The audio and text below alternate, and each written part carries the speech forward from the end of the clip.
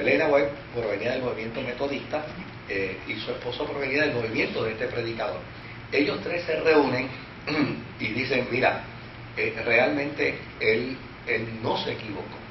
Él hizo muy bien los cálculos, todo está perfectamente bien. Donde él se equivocó fue en creer que era que Cristo venía. Tal vez lo vio haciéndose la mudanza allá arriba y dijo, bueno, pues se muda para acá. Y realmente él para lo que estaba haciendo la mudanza era para mudarse de un cuarto a otro. Entonces ahí es donde se plantea el hecho de que salió del lugar santo y de ahí pasó al lugar santísimo. Claro, ellos dicen que esto sucedió, fíjense qué interesante, esto sucedió el 22 de octubre de 1844. Fue el 22 de octubre que Cristo pasó del santuario celestial al lugar santísimo, para entonces desde ahí empezar el juicio investigatorio de los santos. Y ahí es interesante, porque note bien que entonces se marca una nueva era.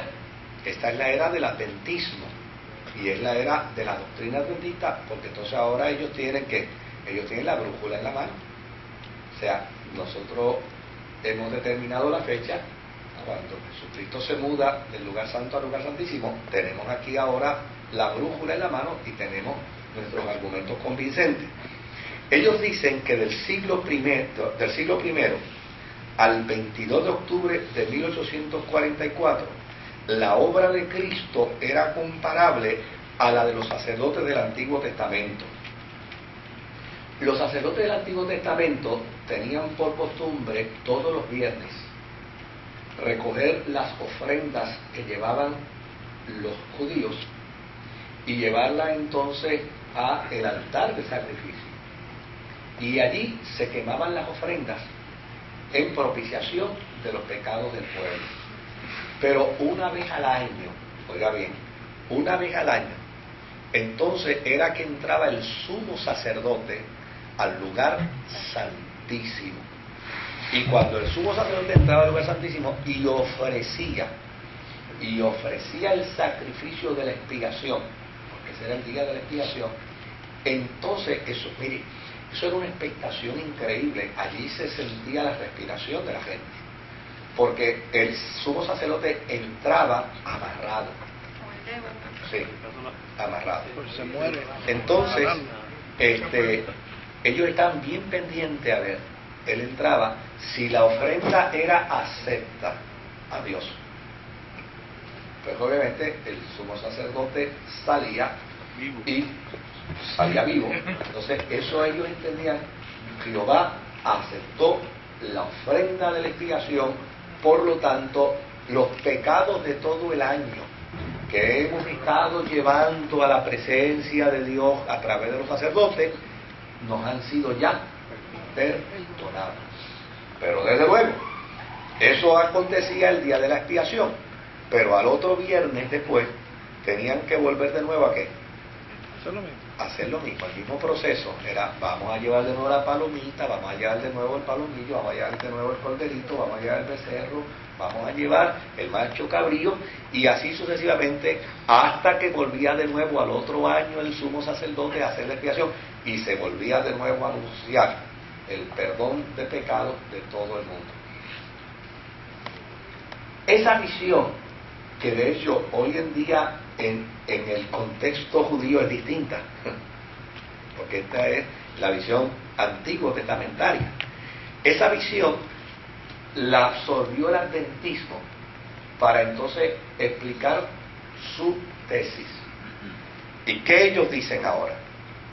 Ellos dicen que a partir del 22 de octubre del 1844 fue que Cristo empezó a borrar los pecados de manera comparable al sumo sacerdote en el día de la expiación.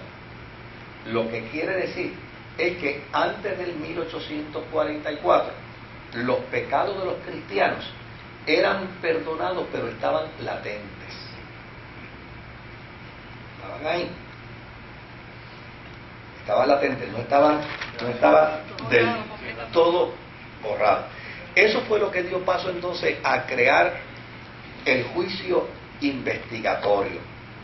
Y déjeme decirle algo, el juicio investigatorio tiene, hay reminiscencia inclusive dentro de algunos círculos evangélicos, ¿sabe? Yo no sé, aquellos que llevan tal vez más de 20 años en el Evangelio, tal vez lo podrán recordar mejor, cuando se hablaban de que los libros de Dios se abrían y que Dios escribía en el libro lo que cada uno de nosotros hacía. Ajá.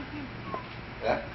Claro, eso gracias al sistema cibernético cambió, porque ya es tan arcaico pensar que allá arriba Dios tiene un libro cuando acá abajo yo tengo una computadora. Entonces, pues ya eso gracias al Señor ha ido cambiando. Pero eso también fue parte del pensamiento cristiano. Así que, fíjese, hay un dato sociológico que tenemos que decir en honor a la verdad. Y es que muchos de estos fenómenos se dieron como resultado del contexto histórico en el que las comunidades cristianas estaban. Como ahora mismo, perdónenme la digresión, como ahora mismo pudiéramos evaluar el concepto de este individuo loco con su movimiento creciendo en gracia, eso se da dentro de un contexto histórico. Mire, en la década del 60, en la década del 70, en Puerto Rico, la afirmación dogmática pentecostal era insoportable. Era insoportable. Entonces, este hombre lo que crea con su movimiento creciendo lo que crea con el movimiento creciendo en gracia es un mensaje liberador para la gente. Ajá. Diciéndole, mire, ¿qué cosa es esa de que usted se corte el pelo y porque se corta el pelo se pierde y que usted se pone en una pantalla y pues, hombre, no, de esa tontería, aquí estamos creciendo en gracia? Y entonces empieza a crear que una liberación del sentimiento de culpa de la gente, que hasta ahí estaba excelente. Pero ¿qué pasa? Como todo movimiento pendular, esto lo van a entender mejor cuando lean mi libro, tal vez el año que viene, que se titula Cuidado con los dos ladrones. ¿Con los dos ladrones? Sí, cuidado con los dos ladrones. El movimiento pendular lleva a la gente a los extremos. Y desde luego, pues, los pentecostales tenemos un extremo. ¿Y qué hizo el movimiento creciendo en gracia? Se fue al otro. Entonces, porque ellos beben, sí, bailan, todo va. Pero está carnal, lo digo espiritual. Pero, yo vi por un pastor sí. Cual yo iba, que de repente yo veo al pastor que yo siempre había visto como su pastor, con una cerveza en la mano y bailando. Bailando con caleca. Y adulterando. Sí. Wow. Sí. Porque fíjese que son problemas sociológicos y hay que verlo. O sea, el hacer análisis de estos fenómenos no es meramente habiliazo, hay que verlo dentro de un contexto sociológico. Cuando uno evalúa, fíjense que el movimiento de los mormones, el elemento de los testigos de Jehová, el fenómeno de los adventistas, el movimiento pentecostal, todos estos movimientos nacieron más o menos en el mismo periodo. Ahora, la pregunta en orden sociológico es, ¿y por qué nacieron tantos fenómenos religiosos en ese periodo? Mire, yo no tengo las respuestas todas, ¿verdad? Pero una de las respuestas, ¿sabe cuál es? El desarrollo tecnológico. El desarrollo tecnológico comenzó a ser visto como una gran amenaza al mundo religioso. Y la irrazonabilidad. Entonces, ¿qué se pensó? Si la ciencia se está desarrollando, eso quiere decir que Cristo está a las puertas. Entonces, desde luego, empiezan a surgir los que hacen del documento bíblico un elemento al margen para entonces depender de las visiones y de lo que yo siento y de lo que el Señor me dijo anoche y de lo que Dios me reveló la semana pasada. Entonces se empiezan a desarrollar y a tejer teología a base de ¿qué? A base de sueños, a base de visiones, a base de cuentos y de historietas, y la escritura simplemente se convierte en un libro para sostener lo que yo soñé, lo que yo vi en la visión.